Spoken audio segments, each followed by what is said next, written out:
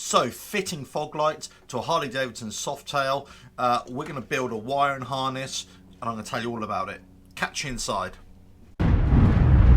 RevelatorAlf. Hello, welcome to RevelatorAlf. Hope you're enjoying the channel and this series of videos. Don't forget to subscribe, like and share, and check out the website RevelatorAlf.com. So, in this video, I'm talking about hooking up fog lights, auxiliary lights, to your Harley Davidson Softail. Now, if you watch my previous videos about the mystery fog light switch, or modifying the turn indicator switch so that you can activate your fog light circuit or your auxiliary light circuit, they're all up there, or just go back in the archives. Once you've done that, that circuit is activated. Now you just need to be able to connect your fog lights, wherever you mount them on the bike, on the forks or whatever it is, you have to wire those up to the wiring loom on the bike. So how do you do it? So I'll walk you through it exactly how I do it. But you have to take the seat off, and you have to take the fuel tank off. So go back in the archives and watch how you do that. There's a link up there as well for that.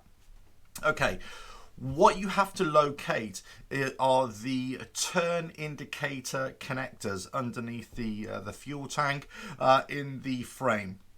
So you pull out the rubber casing, you pull out all the wiring, and you'll see there's a whole bunch of connectors, and I'll show you on the bike as well. But basically, you pull out the connectors for the indicators, the left and right indicator. And what you'll have is one of these, which is a 4-pin Molex connector. Now, basically, what you'll find is there are 4 pins, 4 holes there, but you've only got, well, it depends where you are in the world. You may have 3 wires, or you may have 2 wires coming out of it. So let's say in Europe and around UK, for the most part, there will only be 2 wires coming out of that to your turn indicators, because it's basically just an on-off turn indicator, a power with pin number 2, and pin number 3 is the ground. So you've got pin number 2 and pin number 3, which is ground. Okay, and that just operates the turn indicator. If you have running lights, let's say United States or Canada, pin number 1 will also have a wire, and that will go up to a turn indicator, because you'll have a different turn indicator fitting. Therefore, you're able to have running lights as well. Right. Okay. So that's that. What you need to do is actually splice into pin number 3, which is the ground, and then also put in a pin with a wire, positive wire, into pin number 4. This all doesn't really make a lot of sense. Let me show you. So on the bike, you disconnect the turn indicators connector, this Molex connector, and you'll see there are either 2 or 3 wires. The spare one, pin number 4, and it is actually labelled on there. You might just be able to see the very small numbers there. It is pin number 4. So what you need to do, you need to open the cap here, open the cap, and then you need to put in another pin.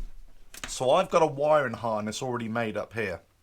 So basically, this pin, this is a little pin which you'll get with these. Okay, you need to buy a couple of these with these little pin connectors. They come in a set as well, so you can get them from any electrical online place. And basically, what you need to do is you need to crimp that to a wire, and you need to slot it in there. Now, to open this up, what you need to do is get a little screwdriver, and you see there's a little gap between the outer casing and the inner casing. So you pull that up and you pop it up, and on this side it's got a little hinge, so you pop that up. Then you've got a little water seal here, a moisture seal, so you pull that away. Now what you would do is, on the actual pin on the bike, you would slot the connector through like that, the hole. Then you would slot back over the waterproof rubber seal like that. Give yourself lots of room. Then you would put the pin connector, and it will only go in one way, into pin number 4. the hole for pin number 4. Then you would push all this back into place and then push bring the wire back out like that and then close it all back up. Okay, so that's how you would do it. Now, how do you connect this wire to that little pin connector? Okay, in the set you'll get one of these. You'll get these little pin connectors, and it's a bit of an oddity really. Okay, this is a male connector. This is a male connector, but this is a female pin. So what happens is you get the female pins going into the male connectors, and then on the other side you get a female connector with a male pin.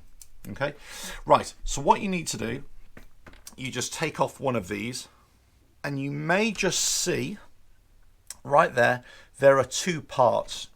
The outer part here, that's a crimp to crimp the sheathing, the plastic or PVC sheathing on the wire. The inner crimp, that's for the wire.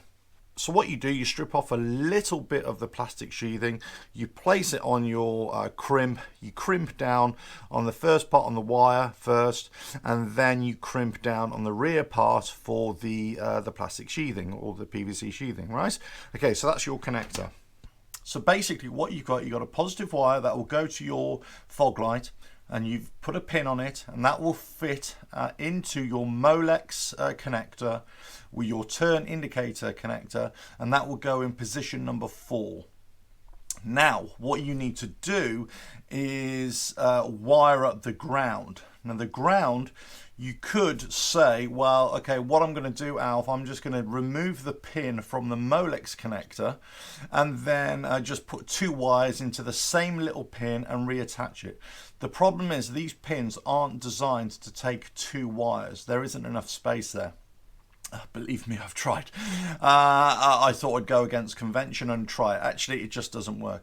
So what you need to do, you need to snip a little bit away from the connector. You need to snip the ground wire, the black wire. Then you need to strip a little bit of wiring and make a 3-way connection. Now you can do it with one of these, like that, and it's just a crimp, inline crimp connector, and you basically twist the wires together, pop them in there, crimp, and away you go. That's a good solid one. You could do soldering as well. You could just put them all together, tie them all together, lean them over, and then just put some solder on there, and then just put some of this stuff, which is a shrink wrap, if you will, apply some heat, and away you go. You could do that. So basically what will happen then is that you've got this wire that goes into this Molex connector there, and that will go back into your harness of your motorcycle. This wire, this negative wire, will also be connected to the wire that's going into pin number 3 on there. Okay, right, what I've done is made another connection here. So I've put another Molex type connector here so that this will remain on the bike. If I have to service the bike for whatever reason, if I have to change my handlebars or whatever, I can just disconnect here, and then I don't have to undo all my fog light wiring. I can just disconnect it there and away I go. There are various different ways of doing this. So basically I've got the connector coming from underneath the tank, and this goes all the way to one of the fog lights. So I've got 2 of these made up, and they'll go all the way to the fog lights. So this is just a quick release. There we go, and quick connection. And this will all be hidden away underneath the tank. Then these wires will follow your natural wiring that goes up to the handlebars, switchgear, but then before it goes up there into the handlebars, obviously you just route it down to wherever your fog lights are. It's a much cleaner look. This way you have the ability to disconnect it, whatever. Now, people have asked me, well, what sort of gauge wire? Well, you can actually go up sort of 16 gauge, or 18 gauge, or 20 gauge wire. These Molex pins would take up to 20 gauge. I would say something like 16 to 18 is probably best, something like that, but that's entirely up to you, of course. Now at the other end, what you need to do then is connect this up to your fog light. wherever it is on the bike. And basically it's just positive to positive, negative to negative. So here are my fog lights, okay? So all I would do is just positive, positive, negative, negative, put them in together like that. Bit of electrical tape or a bit of sealant in there as well, and then some shrink wrap over the top. Job done. Okay, all nice and waterproof. Okay, so before you do anything, what I would suggest you do is this: get these. Okay, buy these, which are the Molex connectors. Also within that, get these. Okay, so these will be the female pins for the male connector. Okay. The reason why I say that is this: you're not going to use this. You're not going to use this at all. However, you need to practice. You need to practice putting the wires on these little pins. You need to practice putting these pins into the housing, but you also need to practice with a little safety pin actually removing the pins if you make a mistake. These little pins will only go in one way, but you need to practice that as well. So it is quite easy to do once you've got the little knack, but you just need to practice. So that's why I say get those. Also, get yourself some generic Molex connectors like this, and I've got a whole box of them here, so no dramas. But so it's not a grand price, but it's something you're going to have to look into. Then you need just to make up your wiring harnesses. So now I've basically almost done a meter length here. I've shrunk wrap over about halfway, and what I'm going to do, I'm going to wait until I've actually got my fog lamps installed, and then I'm just going to tidy all this up and then just connect it all up and make sure it's heat shrunk all the way along. Okay, so the best thing to do now is just fit it to the bike, and then I can show you exactly what I've done. Right. Okay, so got the seat off, got the tank off, and pulled out the electrical wiring here from the frame here as well. You remove this rubber housing from there and twist it all out and pull it all out. Okay, so at the bottom here, that is your turn indicator switch for the left side, and that up here, that one there, is your turn indicator for the right side. Okay, we need to undo that connector and that connector, and then wire up our harness as I said before. Right, let's do that. Okay, so the left connector is disconnected, and this on this side here is position 4. So we need to remove that pin, that dummy pin, that white pin from there, right there.